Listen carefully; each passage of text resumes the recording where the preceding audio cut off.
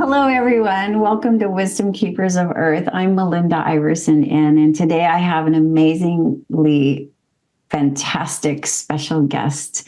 Her name is Ariana Strozzi Mazzucchi, and she's a visionary leader and speaker in connecting people to land and nature so that they can heal each other. She's also an author. We're going to talk about her special book. With innovative vision, she weaves the biology of leadership's lessons from nature and somatic intelligence into a unique process to heal humans and the earth in a reciprocal way.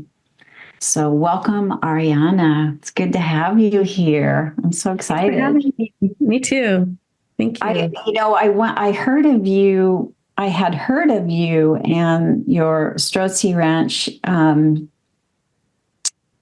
program, gosh, probably 10 years ago up in Northern Cal, working with horses. And I thought, oh, that would be a really interesting idea for me to step into understanding leadership and more about myself, because I know horses are so intuitive with people, right? So can you tell us a little bit about what you're doing these days and how you do what you do with your somatic experience? Well, so I've been doing leadership in horses programs since 1989. So I was out there in the earlier years, really innovating how to incorporate horses into self-development. And leadership was a beautiful substrate for that, because to me, being a leader is the ability to make change happen and to be able to have an impact. And the interesting thing is I like to preface the word leadership right away with a different definition, because we tend to see leadership as we hear the word leadership and we have to, it's sort of a dominant, subordinate, top-down system, which it's not. And horses aren't the only animals that have taught me that. I am a zoologist, so I've also used to work a lot with raptors, like birds of prey, hawks, eagles, and owls. I worked in the non-domestic ward in the zoo and with a lot of zoo animals as I was growing up. And so the nature and animals have taught me that social animals, leadership really is about communicating and coordinating or negotiating for the survivability of the whole.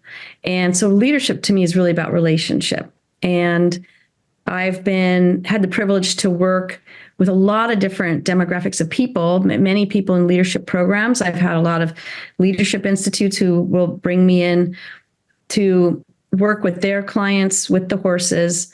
And the reason why they do that is they've come through my programs and they've seen how amazing it is. Like you were just saying, that horses are very intuitive, but they're very sensate, and they read the energy in the field. So the energy is you, everybody, other person, the horses, everything that's happening peripherally as well.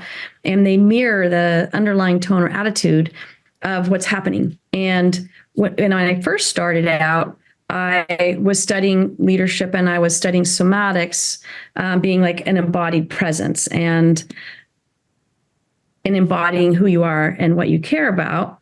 And I started bringing people out. I thought, who better to tell you when you're present than a horse? Because they for them, it's not just an instinct, it's a survival mechanism. Because if you're not in touch with who you are and you're not confident and you're not embracing yourself, you're kind of dangerous for them.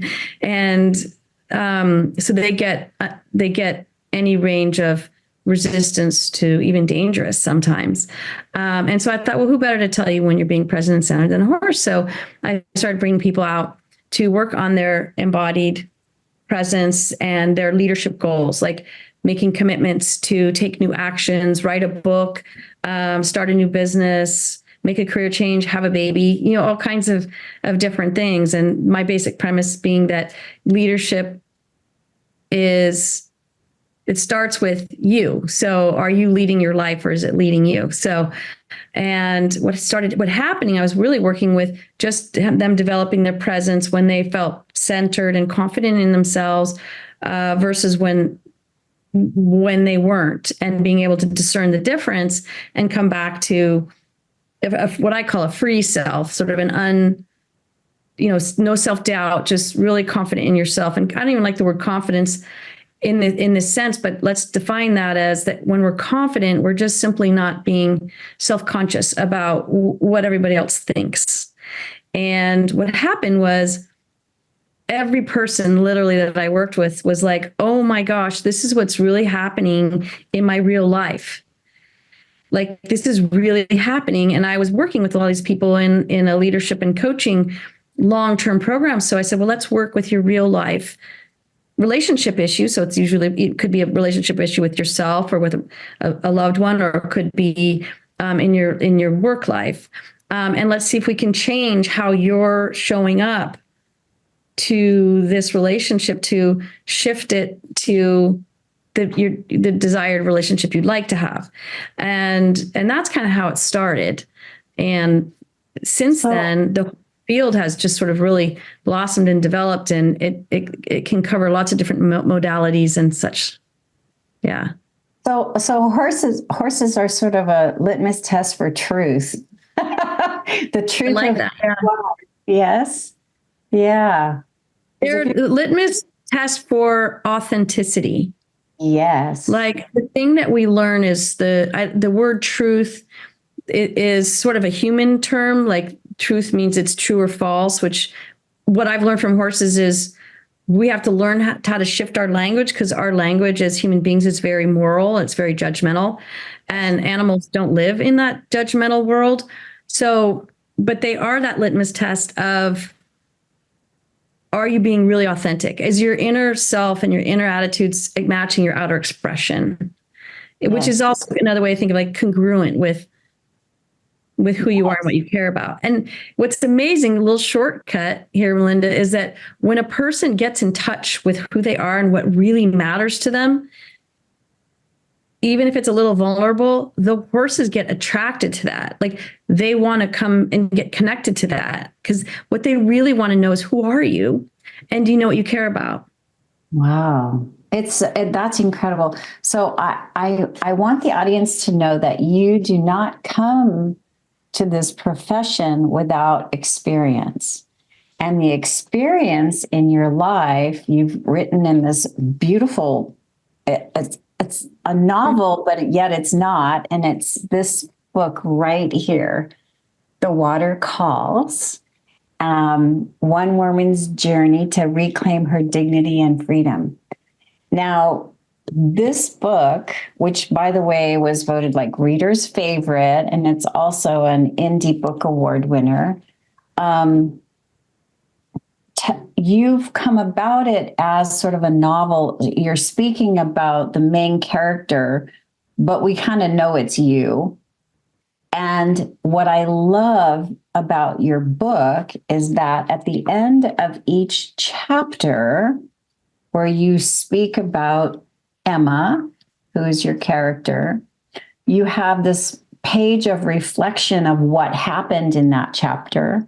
And then you have this idea of questions for the reader to ask themselves whether or not they are experiencing what's in that chapter.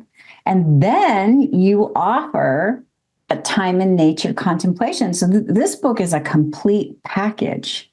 So you get to read it from the outside, and then you get to dive into it and see how it applies to your life. And I really love that about this book that you have.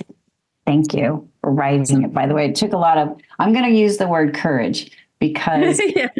I think exposing ourselves in a way where we feel really broken, and then we're able to step by step as nature is helping us. And in here you have some extraordinary stories. The one chapter that I come back to is the Spirit Horse Returns. Oh, yeah. And it's about Emma having a dream about a horse that she knew growing up with her family that didn't have a family to come and ride her, Golda. And Golda actually comes to Emma in a dream. Golda never lost her sense of who she was. She never got a little crazy by being in the barn stall all the time.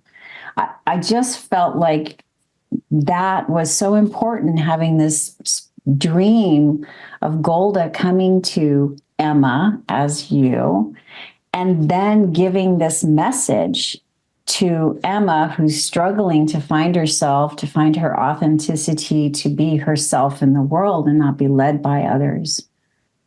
And there's this one piece that really speaks to how your book works, I think.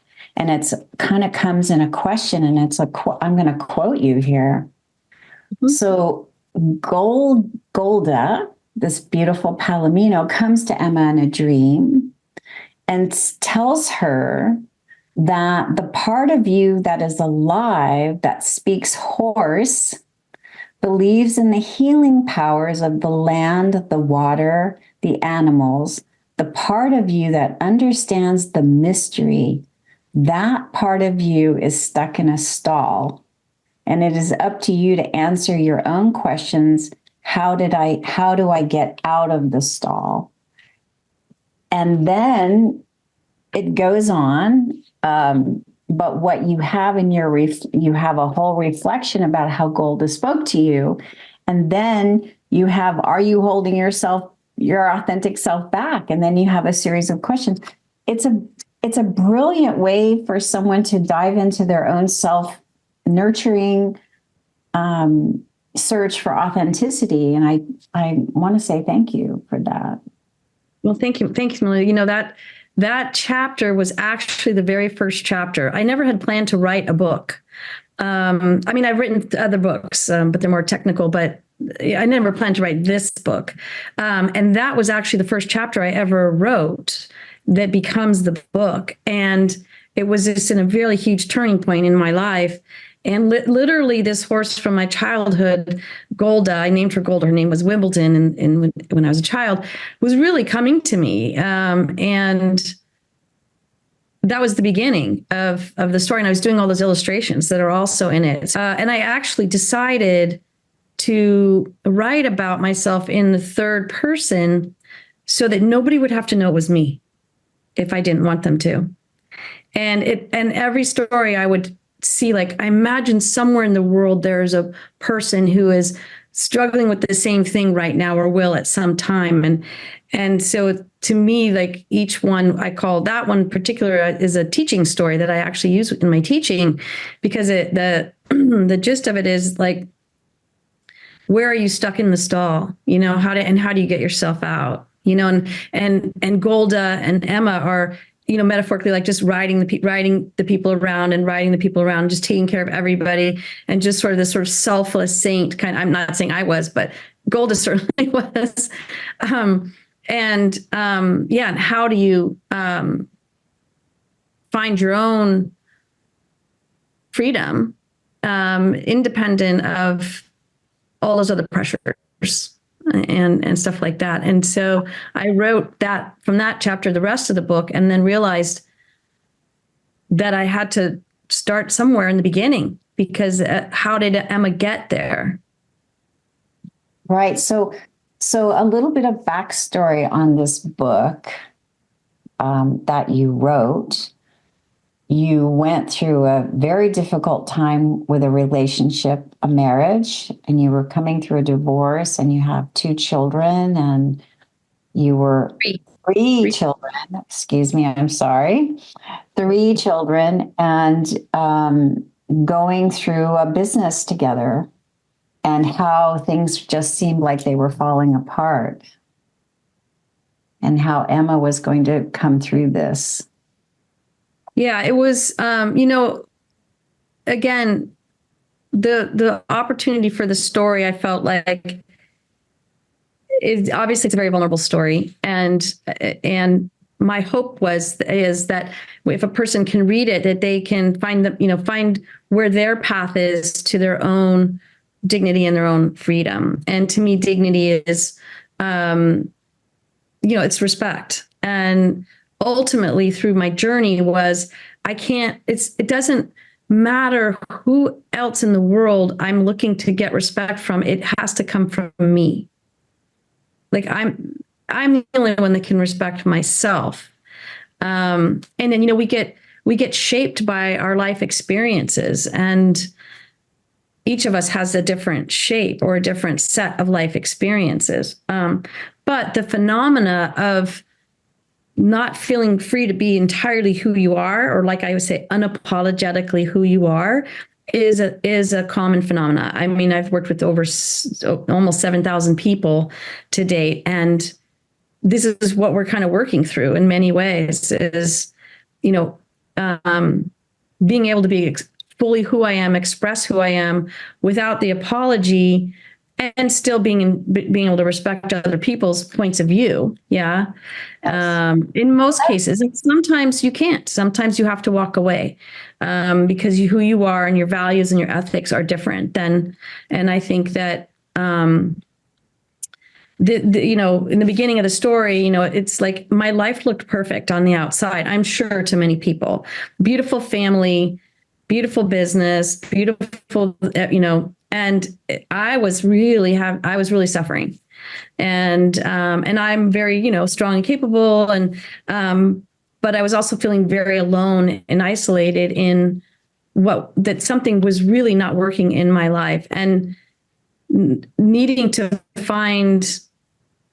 go into that dark place and find out what was going on and what could I do about it. And nature has always been there for me for that. Nature has always been my teacher and my healer.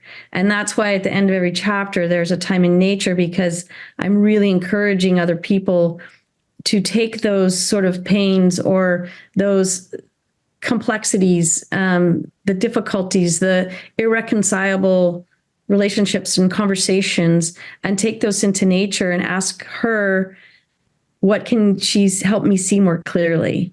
Yes. So Golda coming to me was like, oh, that was so valuable. Like, she was stuck in this stall, like nobody, and she wasn't crazy. Like most horses that are chronically in stalls will become, really neurotic and get sick. Well, the idea of being your authentic self is more important, I believe, now more than ever, because we're in this evolutionary change of consciousness. I think we're raising our consciousness, and understanding as you raise your consciousness how to be your authentic self and be polite and be true and be open, and sometimes know when to walk away, or sometimes know when maybe that relationship isn't the best relationship for you at this time, even if it's just a friend. Or we evolve and change, and we don't all evolve and change at the same time.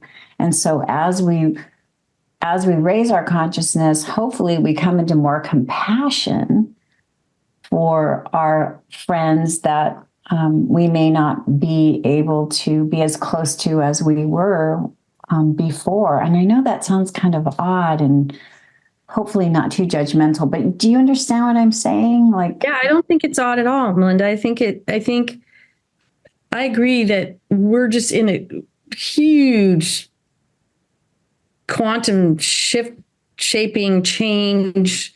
I don't want to swear, but it's like it's a big deal. And everybody, I don't like to say everybody like 100%, but let's say 99% of the people I know are going, are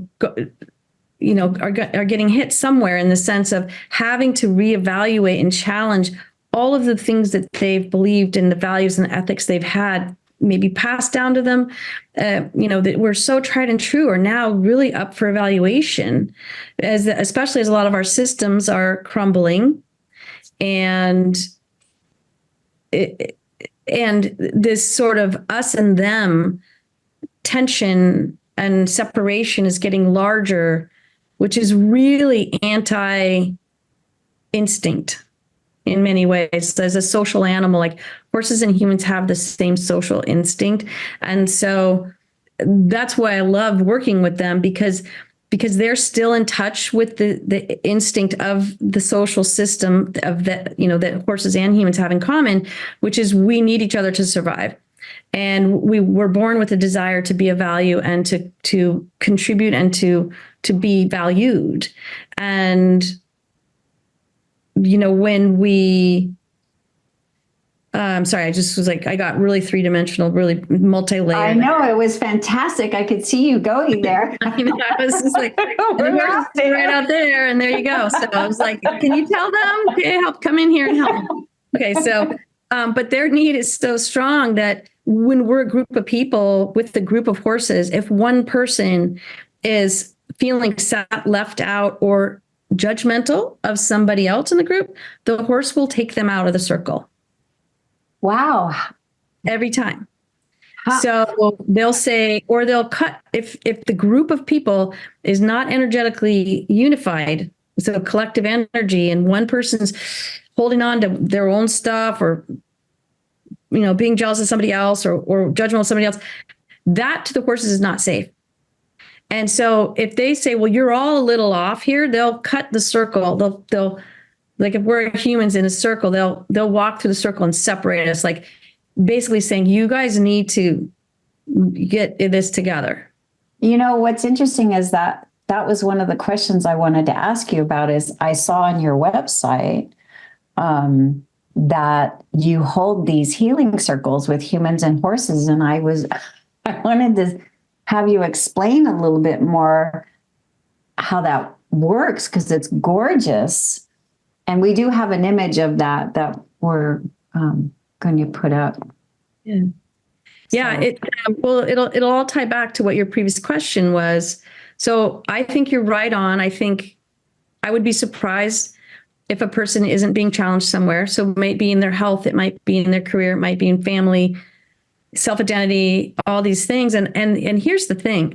I've been having this conversation maybe 4 or 5 times this week, that even if you're not, or even if you are going through your own shift and change, other people around you are, and it's getting more complicated and it's getting more complex. So the level of compassion, first having our own resilience, and then having the resilience of having compassion for other people, it's really requiring a lot more attendance to your own alignment. So community, as I'm really in this theme right now, like community, like Latin, the word COM is with or together, the unity. And the horses have really been driving this home for the last 2 or 3 years. Like I said, every circle they're just really emphasizing and mirroring when we are energetically aligned and when we're not. And if one person isn't energetically connected to the whole, it impacts everybody. And so then we go back to that us and them. So we're in our bigger systems, and the terrible things that are happening in the world. That brings up so many questions, because within that circle, if the horses are separating those that there may be a discordance with, so having compassion for the whole, and yet carrying your own sovereignty at the same time, and knowing what your boundaries are. It's, check, check, check. It's a big checklist. Yeah, that's why I was like, I did a talk last week, and community begins with you. Like unity begins with yourself, and making, checking in with yourself that your mind, body, spirit is aligned. And if it's not, that's okay. But that's the focus then. You maybe not be taking care of everybody else, but really focus on your own alignment. Because when you're not in alignment, then you're really not able to be a clear and clean service. Yes. So, yeah, so this sort of where I'm going now is really seeing that it's no longer enough for us to have just healing circles or healing methods for human beings. Like I just saw it so clearly last year. It was a couple months ago, and I had a group of really amazing, beautiful people. And, they were therapists and healers and helpers, and they were, wanting to do stuff on inclusivity and diversity and all this stuff. And all I saw visually was a bunch of people, human beings, sort of, the mouth chatting. It's almost like ants making an anthill or something. And horses weren't particularly interested either, which is always my, okay, why not? So because it was all up here, it was all in the headspace, and it was all intellectual. And it's not the first time I've seen it, but it was really like, okay, what's happening in the world now, not just between human beings, but with the earth herself and the climate change and her outroars and her outrages of, hey, hello, is anybody listening? Right? You and I could get really into some conversations about that. So what I'm saying now, I'm taking a bigger stand for saying we need to explore new ways when we are working when healing people, to do as much healing in groups as we can. So the circle's beautiful, like ancient coming together around the fire, like for thousands and thousands of years, we've evolved in circles, and honoring the earth while we're in the circle, giving thanks, giving gratitude. So really exploring how we can create our healing circles where we're also incorporating a conscious awareness of healing the earth too, as she is part of us. And that we can't keep our own healing separated anymore.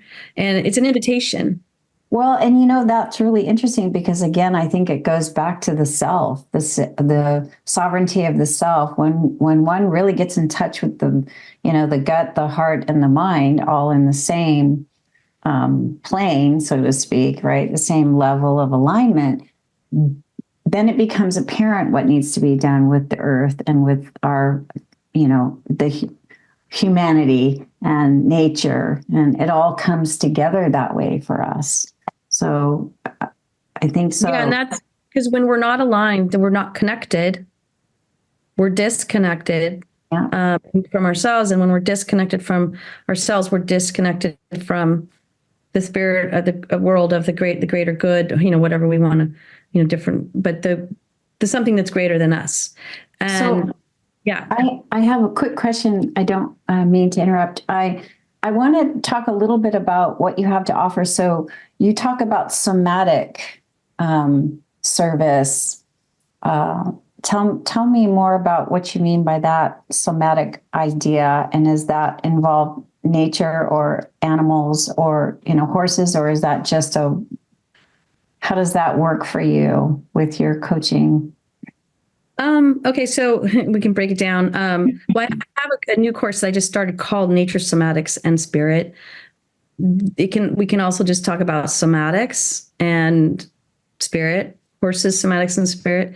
Somatics has become sort of a buzzword now. Okay, so it used to be nobody knew what it really was in the 1990s when my ex-husband and I we started the first somatic coaching program, and he had done a lot of pioneering work in the field of coaching, as well as many of the mentors that I've studied with.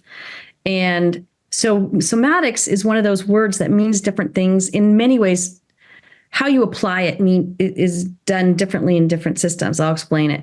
But the bottom line, soma is the living body in its wholeness, that you can't separate the mind, the body, and the spirit.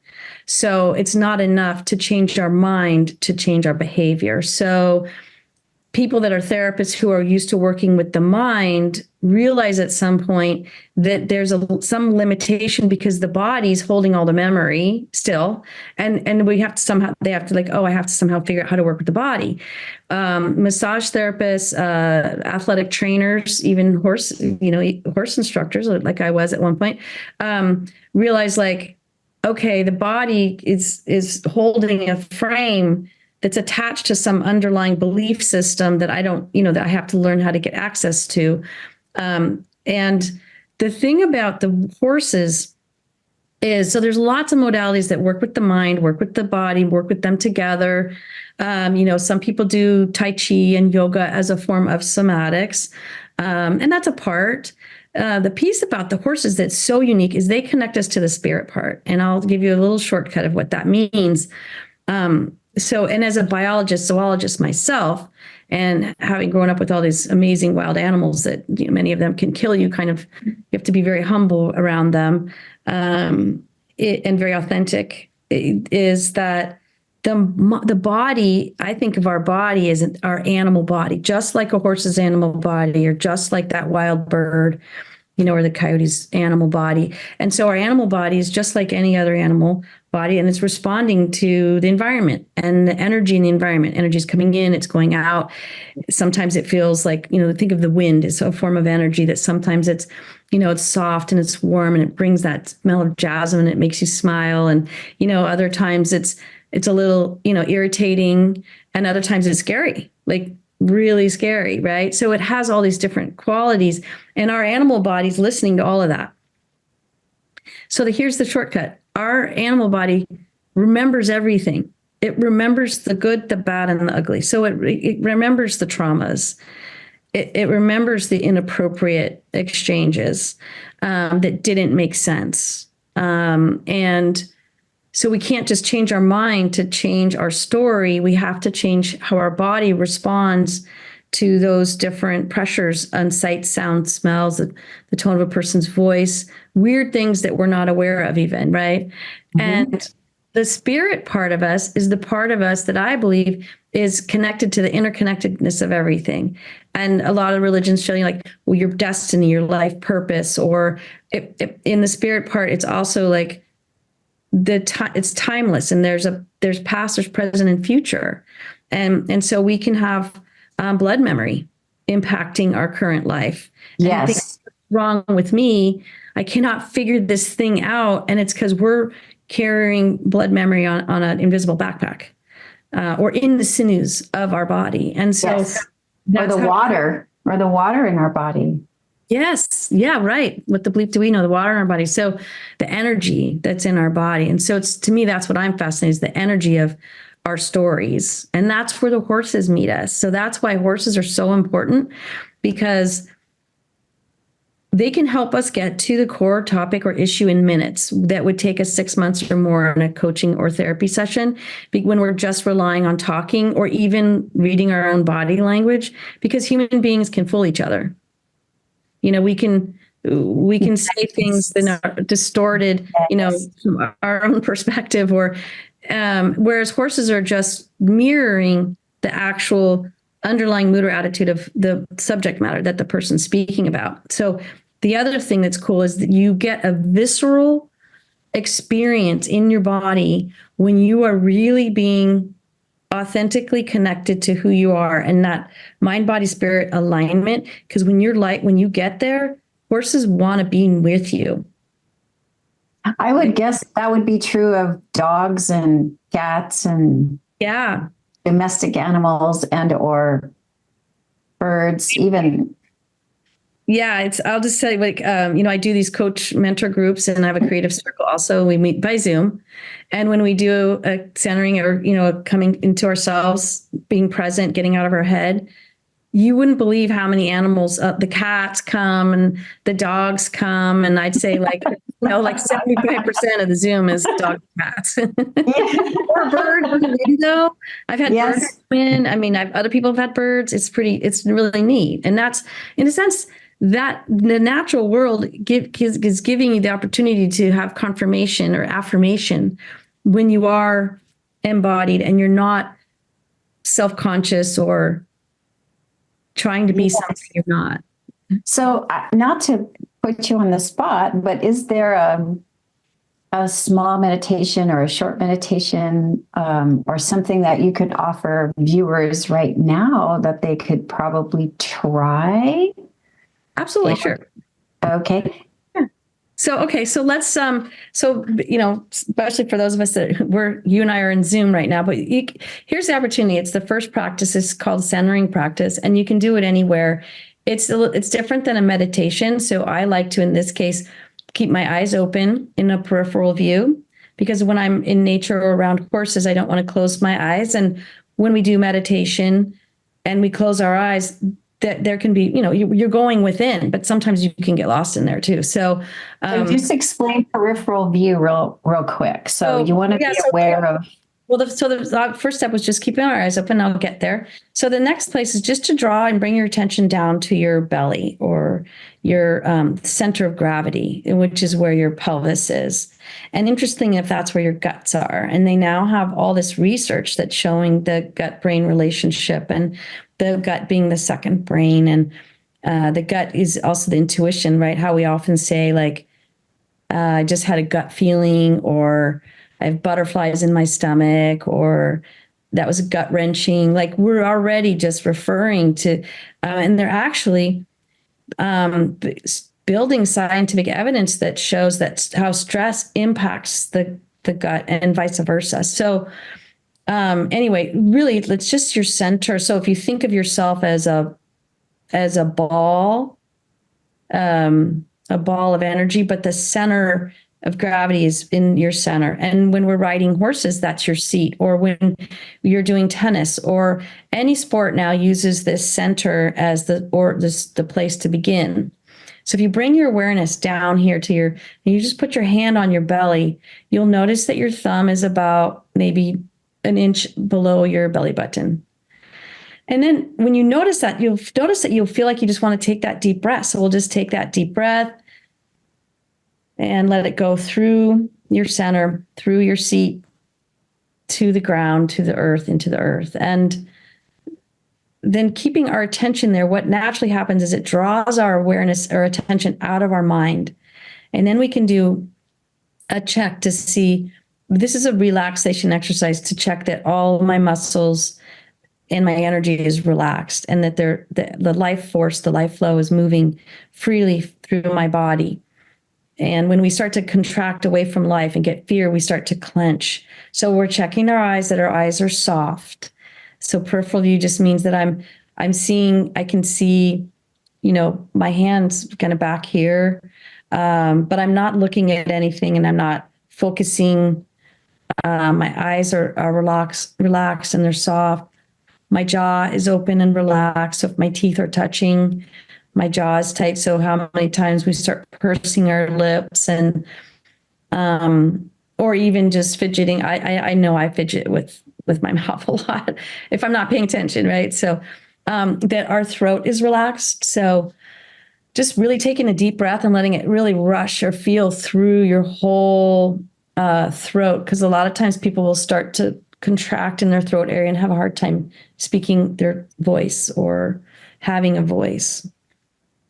Or they'll start to drop their chin down as a way to kind of protect that spot. So we want this part of the throat part just to like let that energy flow out into the room, almost like imagine it just flowing out. And that our diaphragm is relaxed so that our lungs can expand to breathe, and that our belly is soft. And just let your feet notice where you're sitting, how you're just sitting in the chair, that you're just letting your body, your bones, your skeletal system just sort of hold you up, and letting your feet be there and checking that your toes are relaxed and your fingers are relaxed. And if you feel like you want more breath, then take more breath.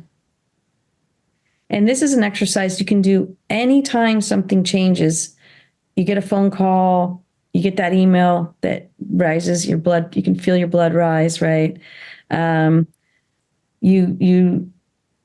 walking into the store, anything that's, it's a great opportunity to just do this, and you can learn to do it pretty quickly. And it's just a self check-in. Am I relaxed and present, or am I tense? And if I'm tense, I relax. Like, I remember when I was a little girl and I cut my head open. Of course, it was like really bloody, and I had to have stitches. And my mom was like, it was so much pain. My little hands were all clenched. And she was just like, relax your hands. And she just put her hands on my hands and relax your hands, relax all these things. And when I was really relaxed, I didn't feel the pain. I was 5 years old, and it changed my life. Yes. Thank you. Thank you for I think relaxation is a constant theme. Hearing how we need to be more relaxed. And what does that mean? And it's the breath and relaxing the eyes and just, like you said, relaxing your hands or your toes relaxed. It's such a beautiful way to bring yourself back to center. And I love that idea. Thank you for sharing that with us. That's a quick way to bring yourself back. Well, and think about too is that we overuse our logical mind, and we're trained to overuse it. And the imbalance, we want to correct that to balance what the intuition is saying. Yes. And so you can ask here, so don't ask, how are you feeling from here? Ask how you're feeling from the gut. Yes. And the heart also has a mind. So you're okay. You have a brain in 3 different places connecting those. I feel that you also bring forward this nature wisdom within the book. I know there was a visitation from a spider in that particular chapter I brought up. And it feels like you do have some sort of native wisdom that comes through. And it feels like you've studied that a bit. Is that part of your? I think it's in my nature. And I think I've always had a certain, like I said, we all come into the world with a unique way of seeing the world and perceiving the world and then expressing ourselves. Yes. So it always came in with this, I feel like knowing or just that and connection to the earth and connection to animals. As a little girl, I was brought all the injured animals, and when I was little, the community had a little, what was kind of like a contest, like whoever's had the best pet or something. I don't know. I brought a daddy long leg spider, and I got first place because nobody would have thought of that. That's brilliant. That's wonderful. And you know what those are, because in the redwoods, yes, giant spiders, but they're just peaceful spiders. They're gentle. They're gentle spiders, and they do have very long legs. But I think that could be another gift too for the people, is just to go out and become the student of nature. And, you see something, whether it is a spider or all of a sudden, if you're taking a walk and you're looking with wonder, you're not doing your power walk, and you're not listening to anything, but you're allowing your senses to be exploring, and the colors and the shapes and the smells, and how the air is different at different times of day. And then this beautiful tree will catch your attention, and you'll just say, hey, wow, either you're so beautiful, or you might be contemplating something. And like in the exercise in the books, like sitting on a rock and going, okay, this is what I'm struggling with. Is there anything you can help me see more clearly? And it's an invitation to allow these other invisible energies to give information. Yes. Most people have some kind of totem or fairy, or they have their own little world of this mystery and magic. And the messages will come in anywhere. I mean, I remember having a conversation with a very good friend of mine, and we were talking about a process that we had just completed. And off in the distance, there was a crowd doing something else. And all of a sudden, this man is like, woohoo! Right after we finished what we were doing. And he had nothing to do with us. Yeah. or you're driving and there's a bumper sticker in front of you. Pay attention to those. I have worked with a client where Hanuman, who's a monkey god, came in, and I mentioned that to her, and she said, I saw this bumper sticker just today that said, release your flying monkeys. So there's always this wonderful opportunity to receive messages from nature, from your guides. I don't want to people sometimes feel like, well, I can't hear them, I can't see them, but it's the simple basics, the leaf that's moving in front of you, maybe the palm fronds trying to get your attention, and you think it's the wind, but really it's them working together to get your attention. So not to worry if you don't think you can't hear your guides, or, don't worry about any of that. Just relax into the present moment and observe, even the sun glistening, or if it's snowing where you are. I know. Well, I have a favorite saying. It's called notice what you notice. And so another practice, and this is what I teach in my programs, is all this stuff. Because I believe we all are intuitive. We were born that way, but it is taught out of us predominantly. And so how do we come home to that and learn how to trust it? And the other thing about intuition is it doesn't live in language, so it doesn't have a story.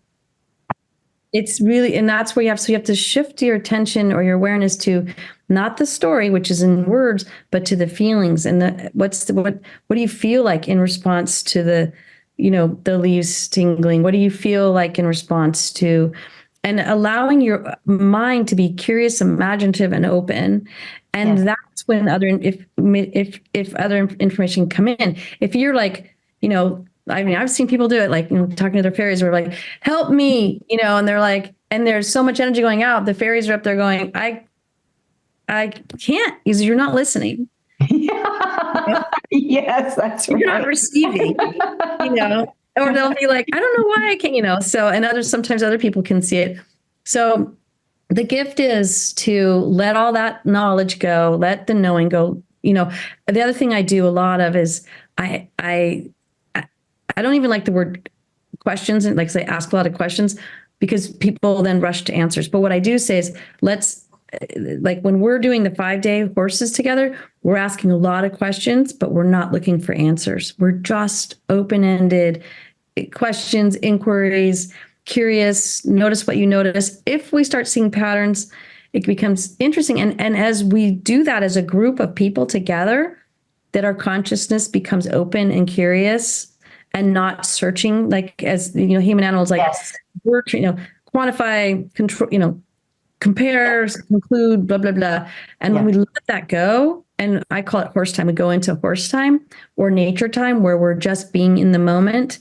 That's when other beings and contributors can actually engage. And I've seen, I'm still blown away sometimes, Melinda, what I see, like, different animals coming in, birds, butterflies, rabbits, coyote. I was telling the coyote story. I was working with a group of people in AA rehab, and we were out in this meadow, and I was talking about that coyote story that's in my book. And lo and behold, in the light of day, there was a coyote, 100 yards maybe away from us, just standing there. Like, he was curious, like, oh, are you talking about me? Or, here, I don't know. I was like, okay, what's the randomness of that? So I've learned thousands of times later that when I see these really unique things, they're not really accidents anymore, coincidences. Like your friend that sees, like, oh, it's monkey time, monkey brain, monkey what? Monkeys, let the monkeys out. It's a monkey. Yeah. But it's a magical mystery tour if we just allow it to happen. Yeah. And I want to mention your book one more time, because it's so first of all, it's beautifully written. It's a quick read. You want to continue to the next chapter. You feel everything that Emma is going through, the lead character. And then it does give you the opportunity to ask questions about your own life in relationship to what's happening to Emma in the book here. So I want to mention that. Also, I want to ask you a little bit about it's freedomcowgirl.com, right? Yeah. freedomcowgirl.com. And you have seminars. And do you have one that is done over Zoom, or do you have one where you have to be in person, or what have you got? I'm doing a combination. I mean, having gotten used to doing Zoom from, the COVID times, we can actually do a lot more than I ever thought that we could. So I've gotten pretty good at being able to practice somatic exercises, creative change of mind exercises. So I have a creative mentor, a creative circle that I do every other week that's open to, if it wants to do that, which is all about, kind of giving ourselves some creative permission. This year it's called Facilitating Change for a Healthy Planet. And so it's really about being who you are and what you care about, and connecting that to your own consciousness around your relationship with Mother Earth. And some people are there who are also leading their own circles and healing sessions and things like that. So there's 3 courses. They're each standalone. The one is starting now is Nature, Somatics, and Spirit. It's a 3-month online course with Zoom calls every other week, hour and a half long. And there's a lot of somatic practices like this one, plus many more, time in nature exercises, reading, and reflections. So that's a really rich class, and that's just starting. So there's time for people to enroll in that. And then I have a live program, April 10 through 14 of 2024, called Leadership and Horses. And actually, I'm bringing that name back because leading as forming leadership is, am I in good relationship with myself? Leadership equals relationship. Am I in relationship with myself, with others, and with my values? And what's the change I want to make in the world? What's what do I need to change in myself to be able to have this continuing resilience as things get heated up, literally, right? So that's time with the horses, because I have a lot of people that want to work with me, but they'll say like, well, I don't want to work with the horses. Like coaches, I want the nature part, but I don't want the horse part. And I'll say, well, we have to do some part with the horses, because they are the ones that can teach us how to do the listening and observing. And it's a whole practice called open listening, neutral observing. And they teach us how to do it because they're masters at it. Wonderful. And so that's a 5-day here in California. And then after that is another online course called, Sacred Circles. So creating sacred circles where people will be going out and practicing and working with their own circles, whether it's just in their own personal lives, like, or if it's another person or a group of people, and getting a lot of hands-on coaching from me. It's every other week Zoom. And we're really working at that point with how do you create an open space, an open sacred space that people can find their own self-discovery. That it's not our job to lead anybody into their own solutions, but to have this open, beautiful space that they can have access to all these other sources of information and get that aha, there it is. Yes. And that requires wordsmithing, which is usually the elimination of words, and really neutralizing the words that we do use. Like that one, truth being one of those kind of, and then just the art of coaching in terms of timing. Like, when do you leave somebody just in their own soup, of introspection, and when do you offer connection and feedback? Right. Yes. Well, those 3 programs sound really marvelous. The 5-day leadership and horses that's on your ranch. You stay on your ranch and you provide all of the necessities. Wonderful. And that's in Northern California, correct? Yeah, that's in Santa Rosa. So it's an hour north of San Francisco in the Bay Area. Easy to fly into. And I'll be doing more courses as the season rolls out. And yeah, I would suggest if people are interested to, sign up for my newsletter, because I'll send one out maybe once a month with any other spinoffs that I do. Like I just did a free webinar on The Community Begins With You. I like to do some of those things sometimes when a particular topic is kind of up and relevant. So I love to connect, with other people and hearing what's going on in their, in their lives around the world, and where common conversations are. So remind us of your website. Is that the best way to get in touch with you? freedomcowgirl.com. It's also my name, but my name is so complicated. So you can also find it at Ariana Strozzi Mazzucchi. ArianaMazzucchi.com. FreedomCowGirl.com feels a lot easier to follow at the moment. And you can contact me. I'm very contactable. So my phone number's there. My email address is there. I'm really a step away from if somebody wants to reach out to me by phone. I'm not a big texter because as being a rancher, when you're outside with horses and big equipment and things like that, texting isn't really safe. So I'm not known for that, but emails and phone are great. Fantastic. Well, it's been a great pleasure. Thank you for sharing your wisdom with us, Ariana. Thank you so much. I really appreciate a chance to get to meet you and support what you're doing. I think what you're doing is amazing. So thank you. I'm going to say your name one more time because I didn't get all the way through it.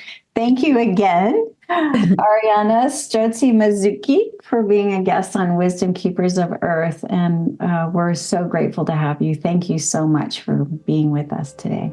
Awesome. Thank you.